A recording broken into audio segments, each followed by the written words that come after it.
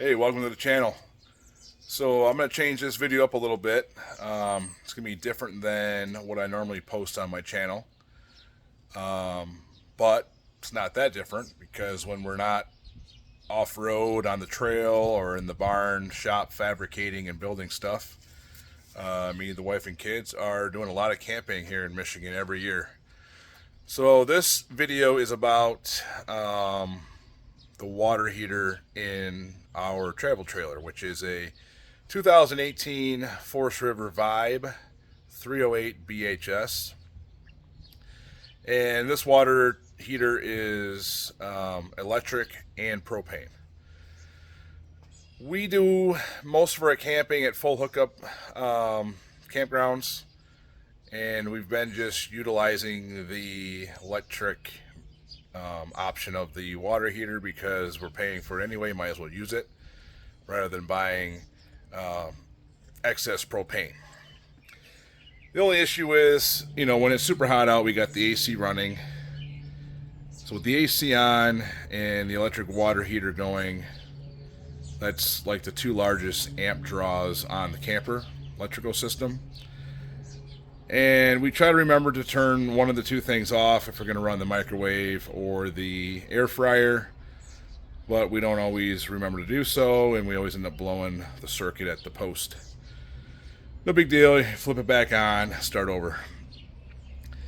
Last year, we started using the propane option on the water heater just to prevent the electrical overloads. And that works out really well. It actually heats the water faster. The water tank, recoups faster because it's heating faster. And it really doesn't use that much more propane. And then we don't have the issue of blowing the circuits because we're not having the electric heater on for the water tank. So our first outing was this past weekend, Memorial Day weekend, 2023. Today is Tuesday. We got back yesterday. We stayed at my buddy's cabin on his property, and they had electricity, but they only had like 110, 15 amp circuits. So the plan was to run the propane water heater for the 5 days we were up there. Well, quickly found out that it didn't want to light. It would turn on, it would do its little try to ignite. Usually by the second, third time, it's good to go. I went ahead and ran the inside stove burners to get the propane going. I ran the outside Blackstone propane hookup. That didn't help. Tried it a few more times, turned the switch on, turned the switch off, and no good. So I started checking out things, and I'll show you where I started and where I ended up. Alright, so here is the water heater. It is a Suburban SW6DE. So it's electric and propane. The electric switch is outside on the actual tank, and then everything else is inside for the electronic ignition. First thing I checked was this wire here, which goes to like a spade connector on the igniter. All that looked good. Blew all this stuff out. That didn't help.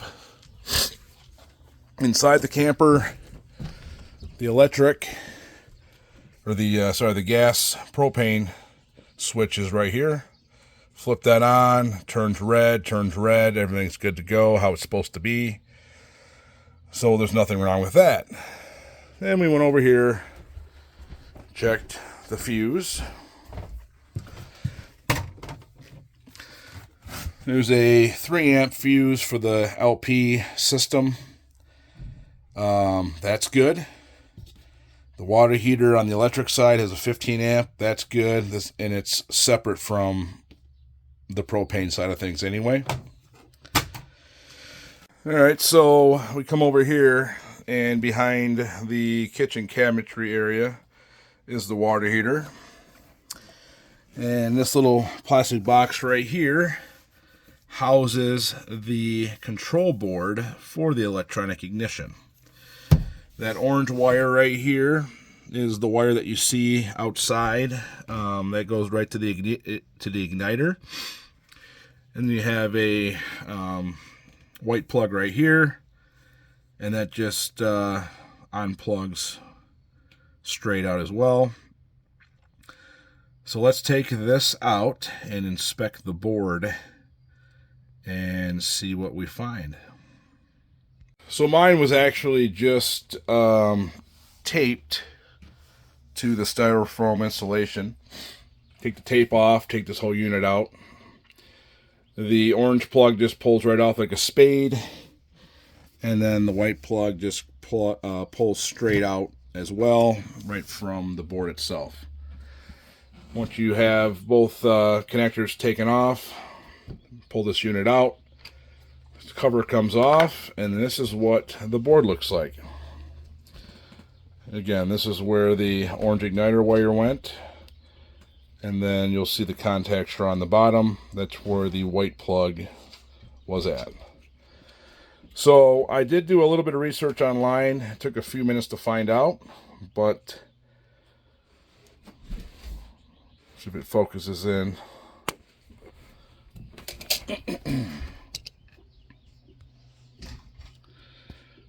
So this black capacitor, whatever you want to call it, it says Q3 on the board. And you'll see it has a little bit of discoloration. Flip it over, you can really see. Apparently on these boards, this is very common. They burn out and then they're dead. So, not very happy about it. Did a quick look online.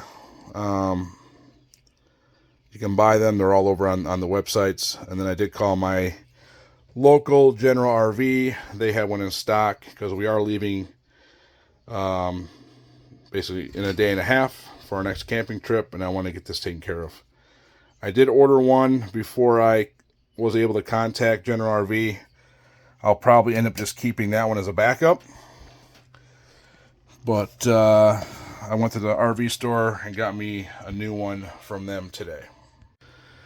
So here's the one from the RV store. It is the same brand as the water heater, and it is part number 520814. And as far as I was able to see real quick in my research, this part number fits the electric and propane version. Well, it fits either just the propane version or the propane and electric version of the Suburban water heater, along with some other part numbers. But you'll have to verify that yourselves just to make sure it works out. So you pull it out, it comes with its own new case, and it already does look physically different. So let's take a look at what the board looks like. Alright, so the board itself is quite a bit different looking as well. There's a pad on the bottom of that. Same basic layout, same exact size. But again, physically it's different looking. This is a larger, different size unit compared to that part where the igniter goes. This Q3 circuit that blew out is in a different spot now, I guess. So, well, whatever. I'm not a control board expert, but if it looks like a different, maybe upgraded model, should be better, right? It's got the same power test NCV1, same as this board here, so I know my connector is going to be the same. Well, let me get this installed and give it a test run. I should have mentioned this earlier in the video. I do have the battery switch off, and I also do not have it plugged in. So all power is off while I'm disconnecting and handling everything here. So I just went ahead and connected everything on the new control board. It's just sitting there for now. I'm going to go turn the power on, and we will do a test fire here. Hopefully it ignites. All right, power is back on. Battery switch and wall power, shore power. Flip the switch. Lights are on. Propane's on as well. See what happens here.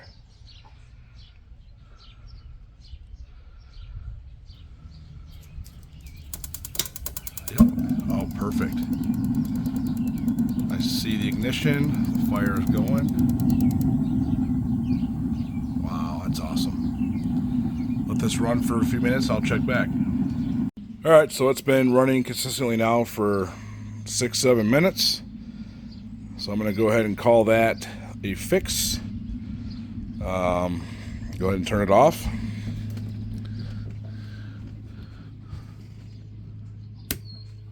And I just heard it kick right off, so that's functioning how it should be then. So I'm going to go ahead and get this remounted. If the wires will stretch, maybe I'll tape it back there, but I don't see an issue. This doesn't get warm out here, so I'm just going to tape it where it was from the manufacturer, and go from there. So yeah, everything's good to go. I went ahead and just put it right there. So the bottom of the control board has its own tape. The manufacturer never pulled off this and actually stuck it to that, so I pulled the tape off the back of the board. That's taped to the thing, and then I put some Gorilla tape to hold everything in place. So that wraps it up. All right, so that was the problem. It was the control board in our Suburban SW6DE propane electric water heater. So again, the part number is 520814 for the control board for this particular water heater. I know it does more, but just make sure you guys check and verify it's compatible with your water heater. So I hope this video helps you guys out and solves your potential issue with your control board. So if you're not already, like, subscribe, comment, and we'll see you guys on the next one.